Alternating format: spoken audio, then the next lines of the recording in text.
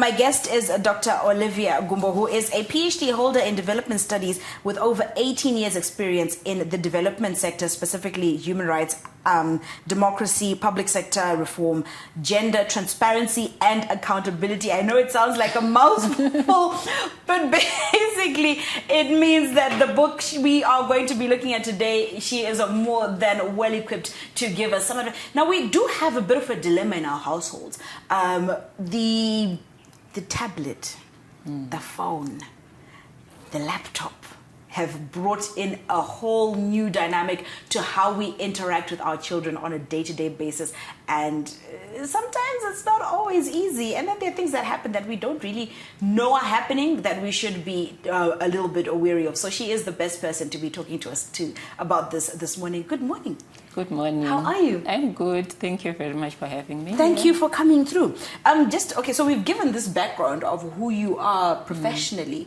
Let's look at you a little bit as just Olivia. Let's strip all the titles. So who is Olivia? Okay, Olivia is a mother of 3 sons, and a professional woman, a businesswoman, and a philanthropist who is very involved in a children's life. And that is what really prompted me to write this book, because I have realized that as a professional, most of the time I'm very busy, and my children who are born in the digital age, because they are part of the Generation Z and Generation Alpha, they are always on their digital platforms. So it has been a real challenge in the house, and I really wanted to understand them. So that's what prompted me to write the book. Right. Now, we do have a lot of parents saying, look, it's a lot easier for me to just leave them on their tablet, to just leave them on their phone, because it frees me up to do what I need to get done, especially when they're a lot younger. What are some of the aspects of this new kind of parenting that we've fallen into without even realizing that this is what we're doing?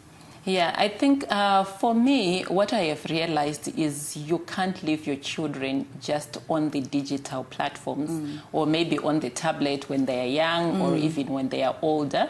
You need to know which sites they are on. You need to understand what is interesting them, so that at least you can guide them. You need to give them the screen time rules, because on the screen they also have these pop-ups that just comes by, which would attract your children to go to wrong sites. And when they go to wrong sites, sometimes they'll become addicted to those wrong sites like pornography, gaming, and sometimes they can actually be cyberbullied online. And I was hearing yesterday, there was a child who posted something online, and he was asking whether he can kill himself.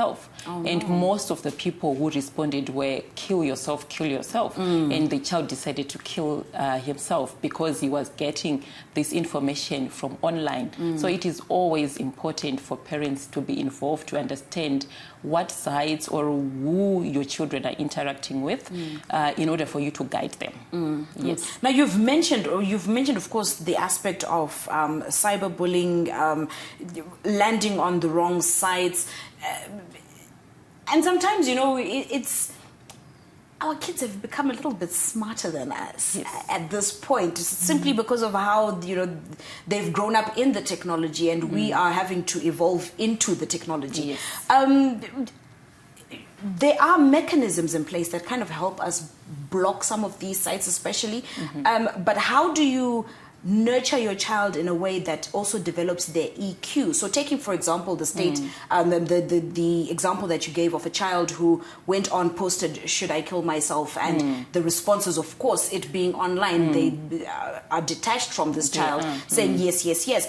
Teaching your child that even when it seems like this is the correct thing to do, or it seems like this is an okay to do, come back to who you are, come back to who's raising you, come back to the community you're in, and realize that no, this is not where we're supposed to go.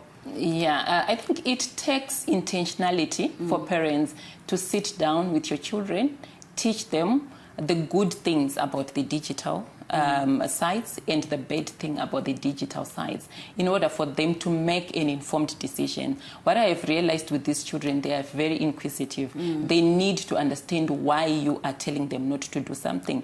So you need to have a discussion with them in order for them to understand the reason why they should be on and the reason why they should not be on. And what I've also realized is with the digital age, children are learning more on these platforms. So you need also to have some sites which they can visit, and you can block some other sites. And other parents would say, I don't know. But you can actually hire a professional who would tell you on what to put, the passcodes to put in order for you to block some sites which your children cannot go on.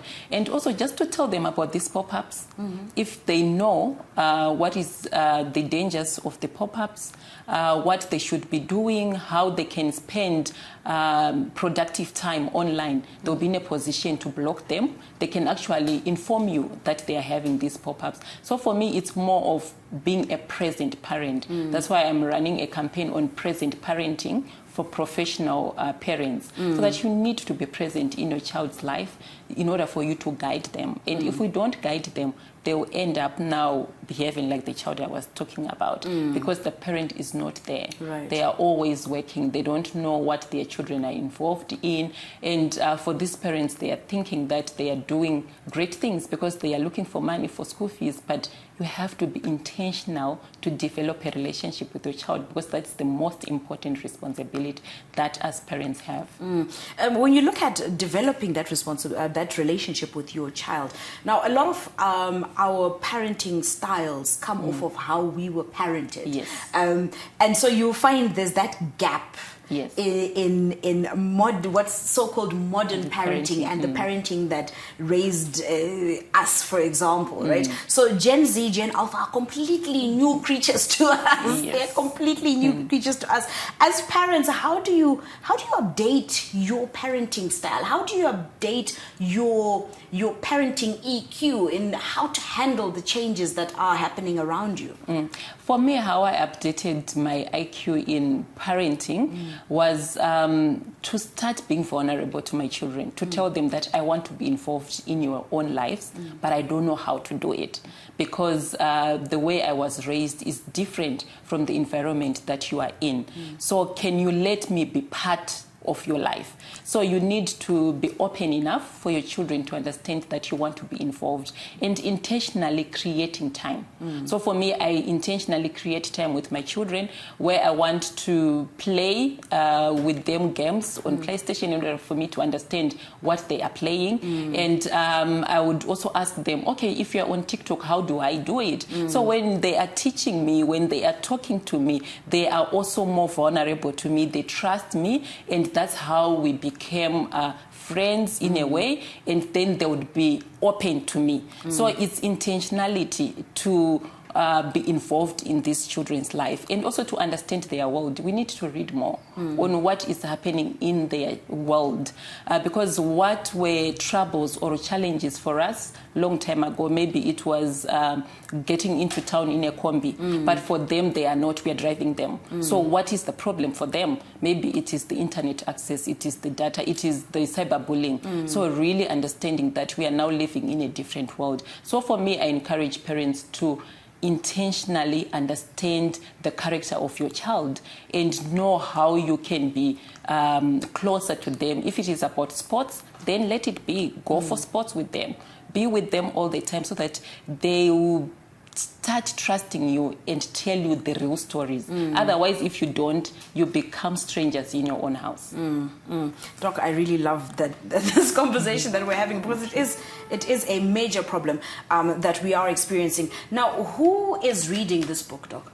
The people who are reading, mostly they are young parents who are actually starting new families. They are also older parents who wants to understand more on how they can parent. They are grandchildren, they are grandparents who have been left with grandchildren. Most of the people that have gone to the diaspora, and grandparents, they don't know how to parent this generation. So these are the people who are reading this book. And I would say everyone who wants to have family should be reading this book. I love that. Where do we find it? You find them at Worldwide Bookstore, that is at Celebration Center. I also move around with some copies. All right, please just give us your number if we need to get our hands on a copy and can't get to Celebration. Okay, it's 078-318-4737. Thank you very much. That is the book, Parenting Children of Influence in the Digital Age. This is by Dr. Olivia Gumbo.